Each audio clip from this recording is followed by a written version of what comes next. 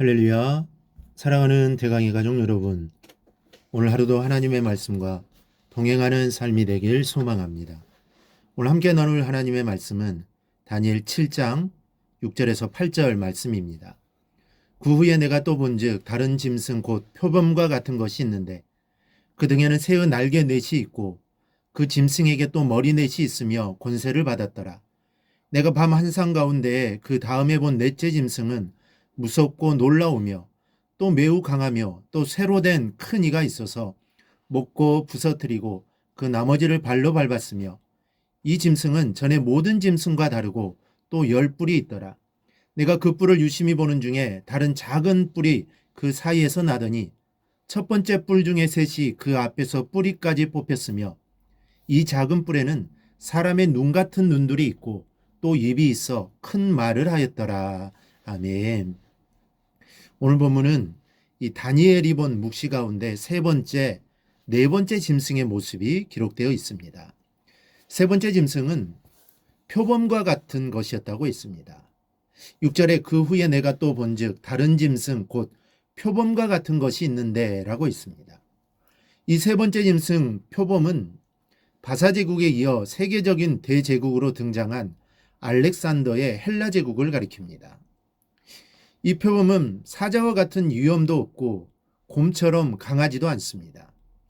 하지만 먹잇감을 사냥할 때의 민첩성이나 잔인성에 있어서는 이 사자나 곰을 능가합니다.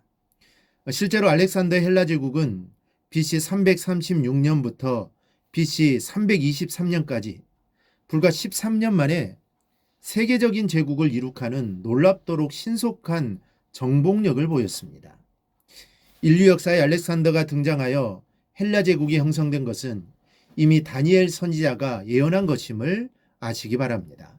세계 역사는 그냥 되는 대로 돌아가는 것이 아닙니다. 모두가 하나님의 섭리와 주관하심 속에서 진행되는 것을 잊지 마십시오. 그런데 그 표범은 새의 날개 넷을 달고 있었다고 했습니다. 이 날개가 넷이 달려 있다는 것은 알렉산더의 헬라 제국이 굉장히 빠른 속도로 세계를 정복해 나갈 것을 말해줍니다. 그러나 새의 날개는 첫 번째 짐승 사자가 달고 있던 독수리의 날개에 비해서는 빈약하기 짝이 없습니다. 이것은 알렉산더의 헬라 제국이 빠른 속도로 세계를 정복하지만 결국 초라해질 것을 의미합니다.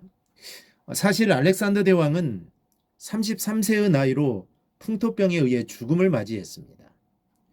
세계를 두려움에 떨게 했던 알렉산더 대왕이 죽으면서 헬라 제국의 전성기도 모두 끝이 납니다. 그 표범의 머리가 넷이라고 있습니다. 표범의 머리가 넷이라는 것은 무슨 뜻일까요?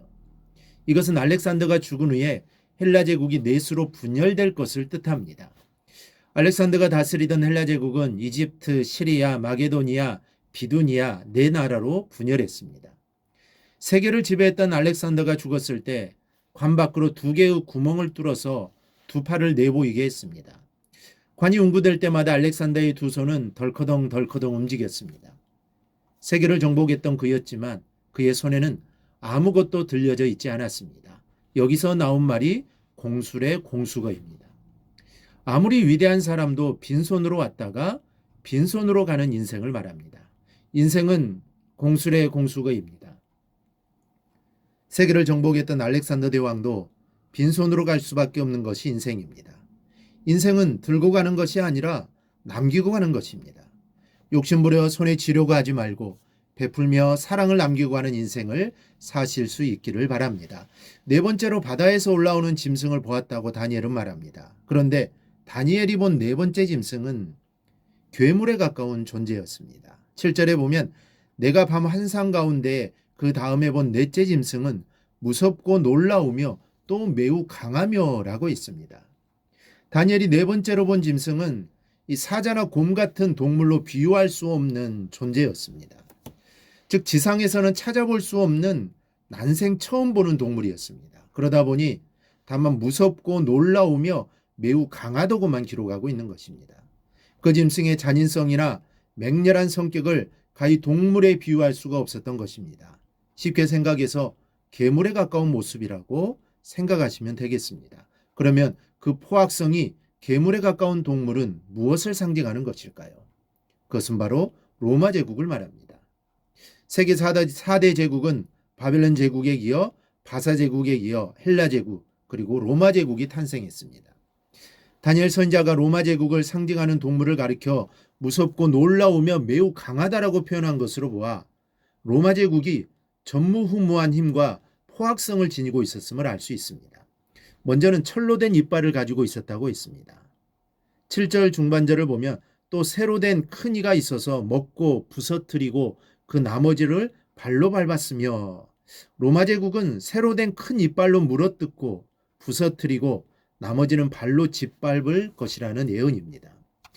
지금까지 출현했던 어떤 동물보다 힘으로나 잔인성으로나 으뜸이었던 이 로마 제국은 역사상 가장 강대했던 나라입니다. 그 나머지는 발로 밟았다고 하는 표현은 로마 제국이 얼마나 탐욕스럽고 잔인했는가를 잘 보여줍니다. 헬라 제국의 알렉산더는 명성을 가장 중요하게 생각했다고 합니다. 그래서 영토를 점령했어도 사람들에게 자유를 주었습니다. 그리고 자신을 받드는 자들에게는 그것이 아첨이었을지라도 더 이상 요구하지 않았다고 합니다. 그러나 로마 제국은 달랐습니다. 그들이 정복한 나라의 수없이 많았으며 온 세상의 사치와 향락을 누렸습니다. 지중해 섬과 수리아, 마게도냐, 헬라, 소아시아에 있는 값지고 진귀한 것은 무엇이든지 휩쓸어 갔습니다. 로마 제국은 영토를 점령하는 과정에서 무자비한 학살을 자행했습니다. 또한 10뿔이 있었다고 했습니다. 뿔은 권세를 말합니다. 그리고 10은 완전수입니다. 그러므로 이 짐승이 10개의 뿔을 가졌다는 것은 전무후무한 권세를 가지게 될 것을 보여줍니다. 이전의 짐승과 달랐다는 말에서도 알 수 있습니다. 사자, 곰, 표범을 상징하는 제국과는 사뭇 달랐다는 것입니다. 비교할 수 없이 포악하고 잔인하고 무시무시한 힘을 가시했다는 뜻입니다. 그런데 8절 하반절을 보니 작은 뿔이 나왔는데 이 뿔에는 사람의 눈 같은 눈들이 있고 또 입이 있어 큰 말을 하였다고 했습니다.